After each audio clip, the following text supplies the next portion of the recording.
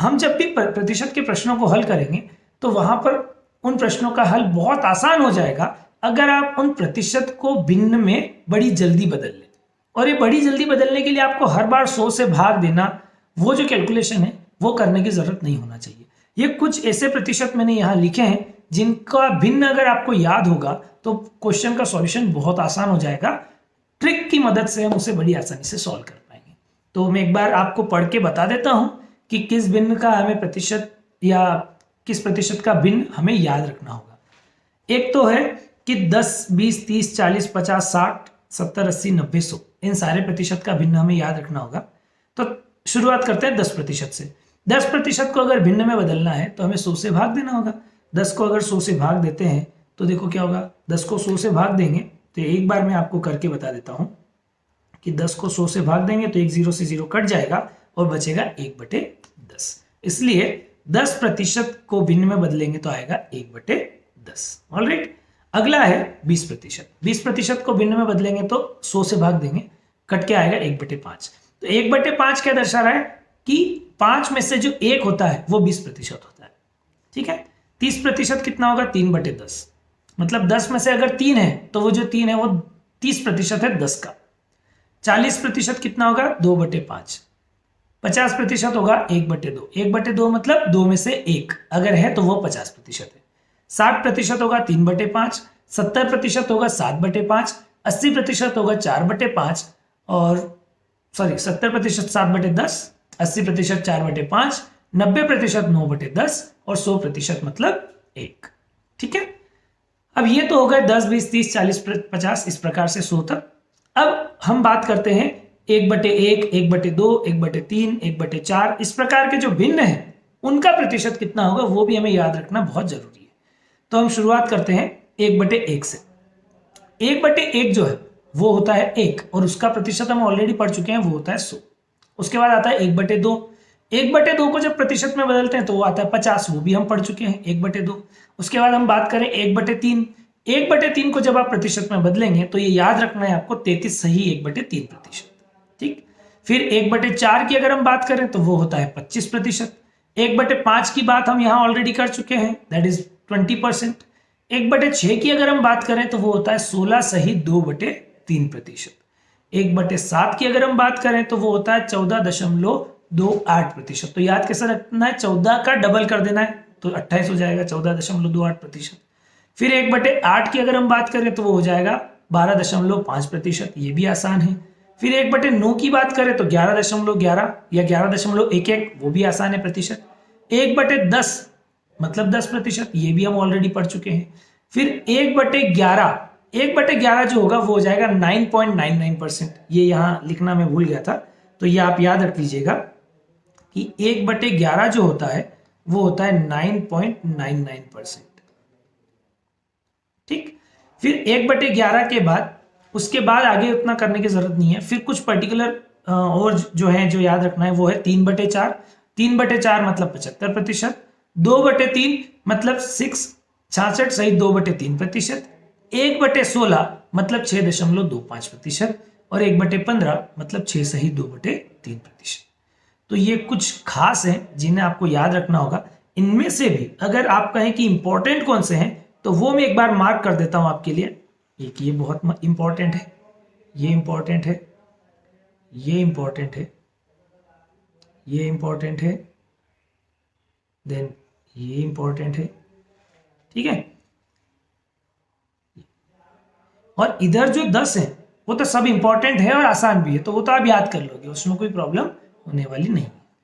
तो I hope ये आपको समझ में आ गया होगा कि कैसे भिन्न को प्रतिशत, प्रतिशत को भिन्न में बदलना होता है और क्या क्या हमें याद रखने होंगे। तो चलिए अब हम शुरुआत करते हैं बिल्कुल बेसिक क्वेश्चन से कि प्रतिशत के बेसिक क्वेश्चंस को कैसे स्टार्ट करना है। चलिए पहला क्वेश्चन देखते हैं।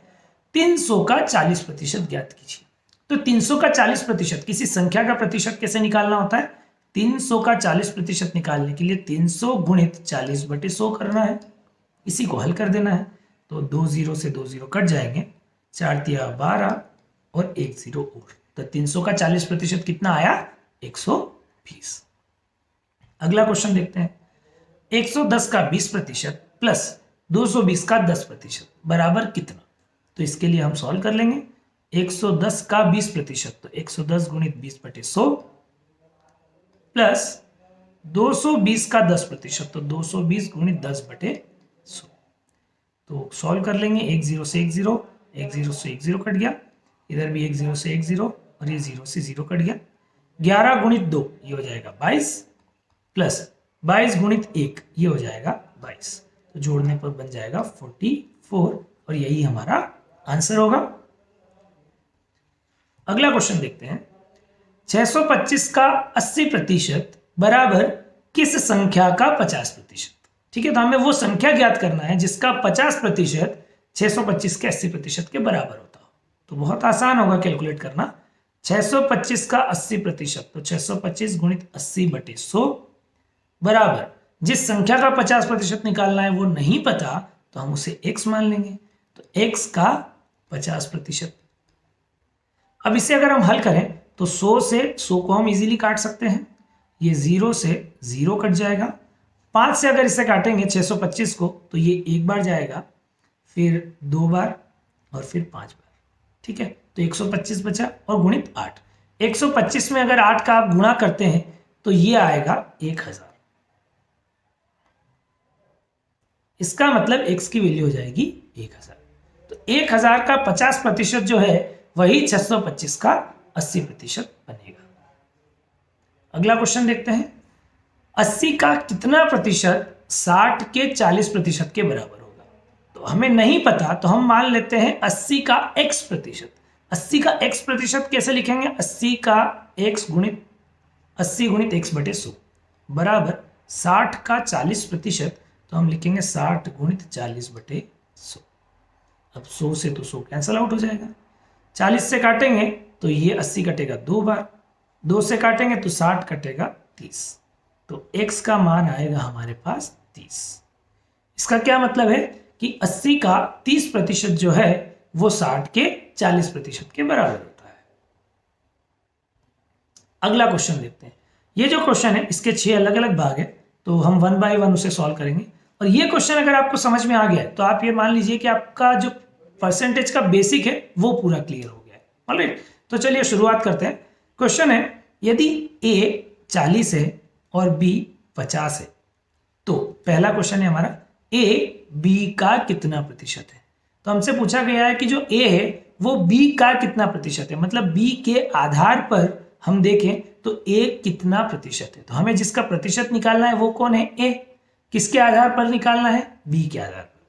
तो a/b गुणित 100, यही प्रतिशत का फॉर्मूला होगा हमारे लिए। तो वैल्यू रख देते हैं। a की वैल्यू है 40 गुणित 100/50। अब 50 से 100 को काटेंगे तो आएगा 2, तो आंसर आ जाएगा 40 गुणित 2 मतलब 80%। तो हम ये कह सकते हैं कि जो a है वो b का 80% है। क्लियर? चलो अगला क्वेश्चन देखते हैं। नेक्स्ट, b जो है वो a का कितना प्रतिशत है। जो b की वैल्यू है वो a के आधार पर कितने प्रतिशत की है। तो b का प्रतिशत निकालना है इसलिए b ऊपर लिखेंगे गुणित 100, और किसके आधार पर निकालना है? a के आधार पर, इसलिए a की वैल्यू नीचे लिखेंगे। फॉर्मूले में वैल्यू रखें तो b आएगा 50 इंटू 100 डिवाइड्स बाय 40।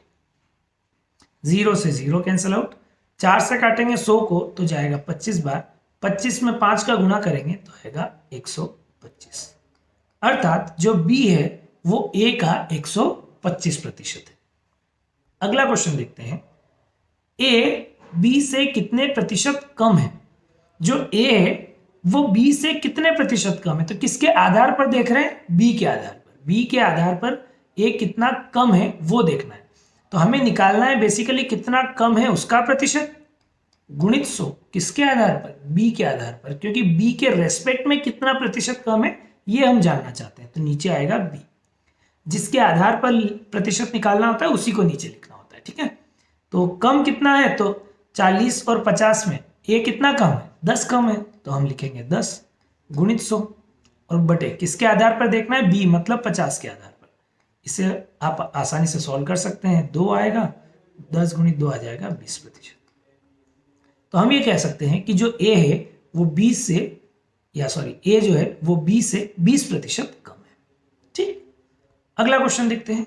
अगला क्वेश्चन है, a सॉरी बी ए से कितने प्रतिशत अधिक है। जो बी है वो ए से कितने प्रतिशत अधिक है, मतलब ए को यदि हम 100 माने तो जो बी है वो कितनी प्रतिशत अधिक है, मतलब 100 पर कितना एक्स्ट्रा है वो हमें देखना है। तो हमें ये देखना है अधिक कितना है उसका प्रतिशत निकालना है, गुणित 100 बटे किसके आधार पर, ए से कितना प्रतिशत अधिक है तो ए के आधार पर निकालना है। तो अभी अधिक कितना है 10 एक्स्ट्रा है, गुणित 100 किसके आधार पर, ए का कितना है 40, तो नीचे 40 लिखेंगे, 0 से 0 कैंसिल आउट, 100 को 4 से काटेंगे तो आएगा 25, तो ये रिजल्ट हो जाएगा 25%। इसका मतलब जो बी है वो ए से 25% अधिक है। अगला देखते हैं, ये बहुत अच्छा क्वेश्चन है, ए को कितना बढ़ाया जाए कि वो बी के समान हो जाए। अभी देखो ए कितना है 40, बनाना कितना है 50 बनाना है, तो बढ़ाना कितना पड़ेगा 10 बढ़ाना पड़ेगा। अब जब भी बढ़ाने या घटाने वाला प्रश्न आए तो आप ये देखो कि कहां से शुरुआत हो रही है, उसके आधार पर प्रतिशत की गणना होती है। तो आप कितना बढ़ा रहे हैं 10 बढ़ा रहे हैं, इसलिए 10 ऊपर लिखेंगे, गुणित 100 कहां से बढ़ा रहे हैं 40 से बढ़ा रहे हैं, तो इसलिए आधार हो जाएगा 40, और इसे जब आप सॉल्व करेंगे तो 100 बटे 4 आएगा 25%। इसका मतलब अगर हम 25% 40 को बढ़ा दें तो कितना बन जाएगा वो 50, 40 का 25% होता है 10, इसका मतलब 10 बढ़ाने पर वो 50 हो जाएगा, मतलब वो बी बन जाएगा। क्लियर हो गई बात। चलिए दूसरा है, बी को कितना प्रतिशत घटाया जाए ताकि वो ए बन जाए। बी कितना है अभी 50, अब घटाना कितना है ए बनाने के लिए, तो 10 घटाना है, ठीक है। तो हमें कितना घटाना है 10 घटाना है, तो हम बेसिकली 10 का प्रतिशत निकालना चाहते हैं, गुणित 100 बटे किसके आधार पर निकालना है, तो जहां से शुरुआत हो रही है ना उसका आधार पर निकालना है। तो हम 50 से शुरू होकर फिर उससे 10 घटा रहे हैं, तो बेसिकली आधार क्या होगा 50, तो नीचे 50 लिखेंगे। अब 50 को 100 से काटेंगे तो आएगा 2, 10 गुणित 2 हो जाएगा 20। इसका मतलब अगर 50 को 20% घटाएं तो हमें ए मिल जाएगा। तो एक और बात यहां बहुत महत्वपूर्ण आ गई कि जब 40 से 50 लाना था तब 10 ही बढ़ाना था, लेकिन वो 10 25% हुआ। लेकिन 50 से जब 40 लाना था तब घटाना 10 ही था, लेकिन यहां पर जो 10 है उसकी वैल्यू 20% आ रही है, ठीक है। तो ये बात ध्यान रखना है कि जो वैल्यू होती है ना उसका प्रतिशत फिक्स कभी भी नहीं होता है, उस वैल्यू का प्रतिशत डिपेंड करता है कि किसके आधार पर वो प्रतिशत निकाला जाएगा। जैसे कि हमने पिछले क्वेश्चन में 10 का प्रतिशत निकाला था 40 के आधार पे, इसलिए वो 25 आया था। अभी यहां पर 10 का प्रतिशत निकाल रहे हैं 50 के आधार पर, इसलिए वो 20 आ रहा है, ठीक है। एक और बहुत इंपॉर्टेंट बात जो आप यहां से ध्यान रख सकते हैं कि मान लीजिए कोई एक संख्या है 100, उसको हमने बढ़ाया पहले 20%, या सॉरी 25% बढ़ाया, 100 को हमने बढ़ाया 25%, तो वो बन गया 125, क्योंकि 25%, 100 का 25% तो 25 ही होगा, तो हम 25 बढ़ाएंगे तो वो 125 हो जाएगा। अब बहुत सारी बार स्टूडेंट्स को कंफ्यूजन होता है कि अगर 100 को 25% बढ़ाया तो 125 हुआ, अब वापस 25% घटा देंगे तो वो 100 हो जाएगा, लेकिन ऐसा नहीं होता है। ये बहुत इंपॉर्टेंट बात है, ठीक है। अब अगर आप वापस 25% घटाएंगे तो 125 का 25% होता कितना है पहले वो कैलकुलेट कर लेते हैं।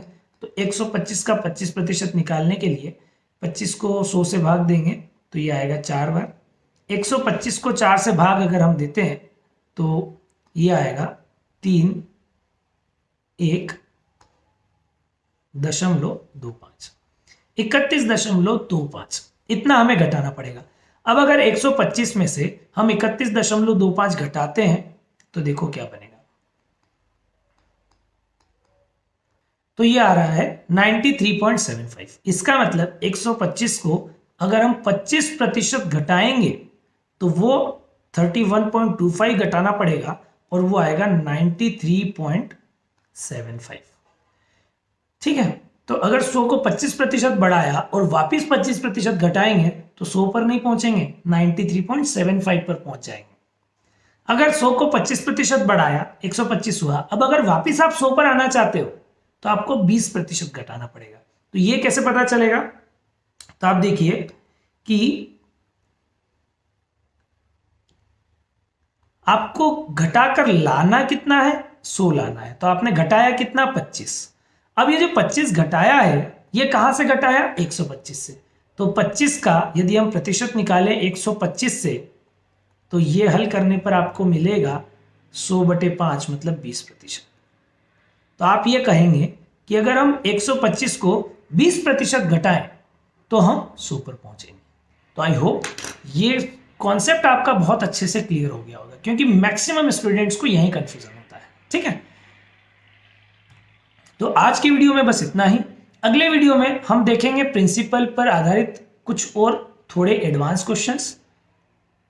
आपको एमपीएसआई और एमपी कांस्टेबल का हमारे ये पूरा सिलेबस चैप्टर वाइज और सीक्वेंस वाइज हमारे एप्लीकेशन टिमरू ऐप पर मिल जाएगा। तो अगर आप चाहें तो टिमरू ऐप को आप डाउनलोड कर सकते हैं, वहां आपको सारी चीजें सीक्वेंस वाइज मिल जाएगी। Thank you.